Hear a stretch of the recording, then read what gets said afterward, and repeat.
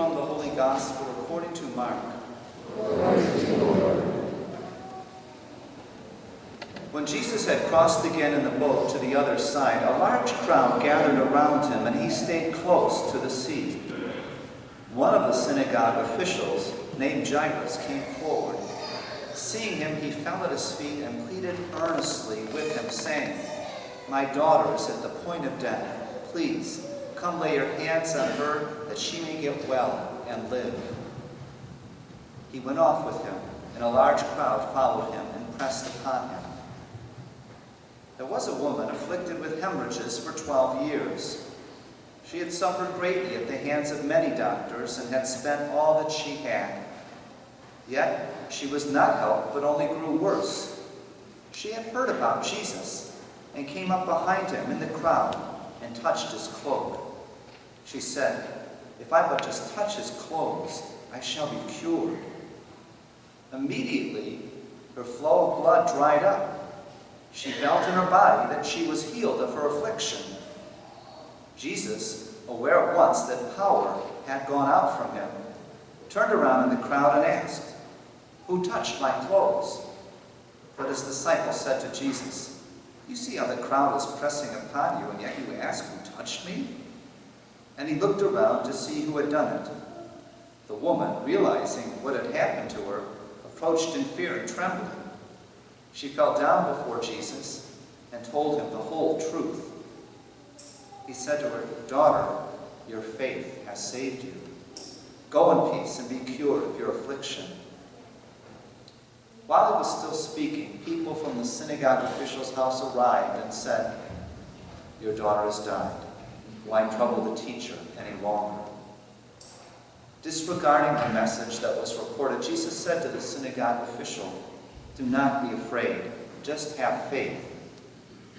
He did not allow anyone to accompany him inside except Peter, James, and John, the brother of James. When they arrived at the house of the synagogue official, he caught sight of a commotion, people weeping and wailing loudly. So he went in and said to them, "Why this commotion and weeping? The child is not dead, but asleep." And they ridiculed him. Then he put them all out. He took along the child's father and mother and those who were with him and entered the room where the child was. He took the child by the hand and said to her, "Talitha koum," which means, "Little girl, I say to you, arise." The girl, a child of 12, arose immediately and walked around. At that, they were utterly astounded. He gave strict orders that no one should know this, and said that she should be given something to eat. The Gospel of the Lord. In today's Gospel, Jesus healed a woman of a long-term incurable illness. He raised a 12-year-old girl from the dead. He is the Lord, all-powerful. But can he heal a culture that has become somewhat blind to moral truth? Can Jesus bring back to life a society that is more enamored with itself and the behaviors that at times are destructive than in love of God and true love of neighbor? I brought here the plain dealer from Friday. Instead of the average black on white, this is some white on a black setting to highlight the significance of the Supreme Court's ruling on June 26th. A lot of ink spent there. That ruling says that states are required to license a marriage between two people of the same sex. The Supreme Court's decision was written in language that highlighted marriage equality. The Supreme Court ignored, though, the real issue. What is marriage? We as Catholic Christians believe marriage is, by definition, between one man and one woman for life. It's not necessarily a Christian definition. For centuries, marriage was described as a relationship between one man and one woman for life by just about every culture, secular as well as religious. So, does it really matter that the Supreme Court of the United States redefines what constitutes marriage? I want to read a letter here from Archbishop Joseph Kurtz. He's the president of the United States Conference of Catholic Bishops, published on Friday also. And here's the Archbishop's letters. He's the Archbishop of Louisville, Kentucky. Regardless of what a narrow majority of the Supreme Court may declare at this moment in history, the nature of the human person in marriage remains unchanged and unchangeable.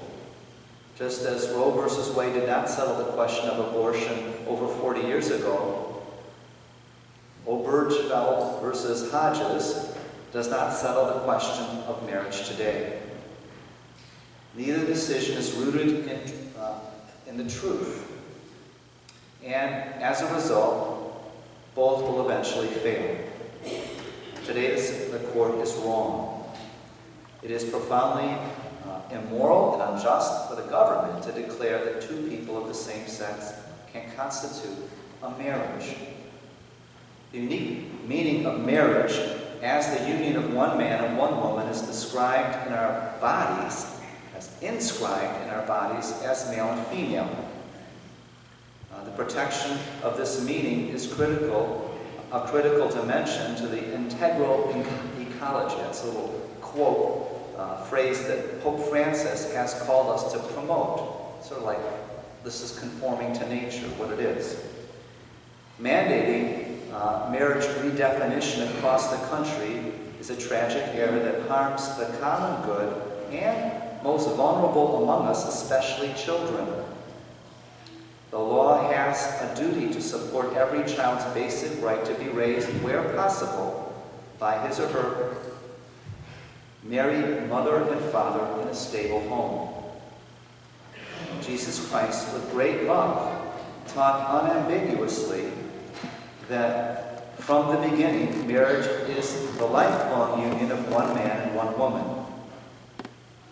Speaking for the bishops of the United States, he says, as Catholic bishops, we follow our Lord and will continue to teach and act according to this truth.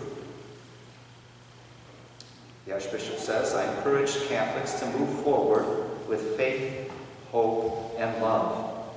Faith in the unchanging truth about marriage, rooted in the immutable nature of the human person and confirmed by divine revelation. Hope that these truths will once again prevail in our society, not only by their logic, but by their great beauty, and manifest service to the common good, and love for all our neighbors, even those who hate us and would punish us for our faith and our moral convictions. Final paragraph. Lastly, I call upon the people of goodwill to join us in proclaiming the goodness, truth, and beauty of marriage as rightly understood for millennia. I ask those in positions of power and authority to respect the God-given freedom to seek, live by, and bear witness to the truth.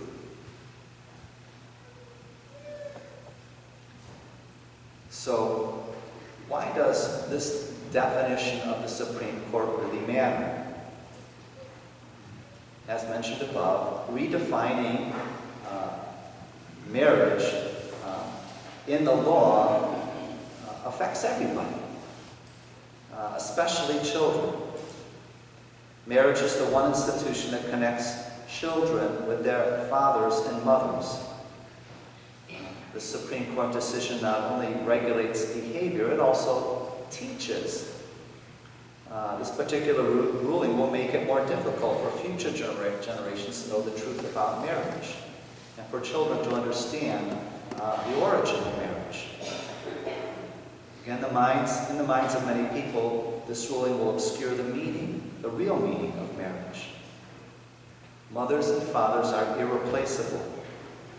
This ruling does not respect the rights of children to be raised, when possible, again, by their own married mother and father in a stable home.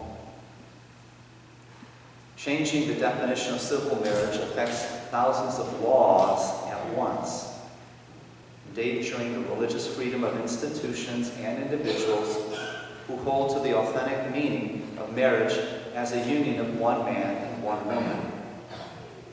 Marriage, and so those are some of the difficulties of the decision. Marriage does matter. I'm going to read here the Catechism of the Catholic Church regarding marriage. Part of it anyway, it's not a definition, but just a little bit of what the Catechism says. The vocation of marriage is written into the very nature of man and woman, as they come from the hand of the Creator. Marriage is not a purely human institution, despite the many variations it may have undergone through the centuries in different cultures, social structures, and spiritual attitudes. These differences should not cause us to forget its common and permanent characteristics. Although the dignity of this institution is not transparent everywhere with the same clarity, some sense of the greatness of matrimonial union exists in all cultures. The well-being of the individual person and both the human and Christian society is closely bound up with the healthy state of marriage and family life. As a church, we must pray for family life and that people will strengthen marriage. With renewed purpose, we and all people of goodwill must promote and defend the original and unique meaning of marriage, one man, one woman for life. We must increase our efforts to strengthen marriages and families and rebuild the marriage culture. We pray for all victims of this rule, in particular children. We must continue to reach out with love and support for all people, including those who experience same-sex attraction. All people are loved by God and called to serve Him.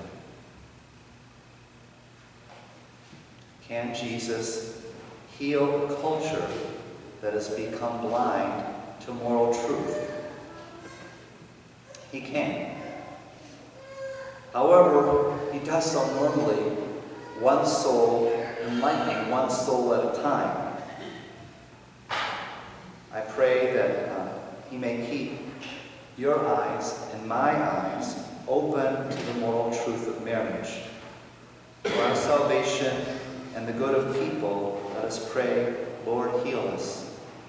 Open our eyes to the truth, beauty,